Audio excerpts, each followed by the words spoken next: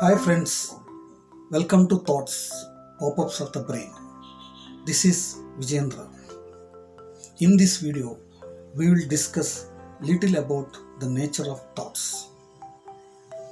Studies says that per day an average person gets 6,000 thoughts. Some studies says it is 60,000. So no need to bother about the numbers, they are variable. The worrying thing is the nature of thoughts, whether they are positive or negative. However, positive thoughts won't bother us, they motivate us. But negative thoughts will impact our routine life. They upset us too. In general, the thought may be positive or negative. Simply, they invade our consciousness. They need not any trigger to.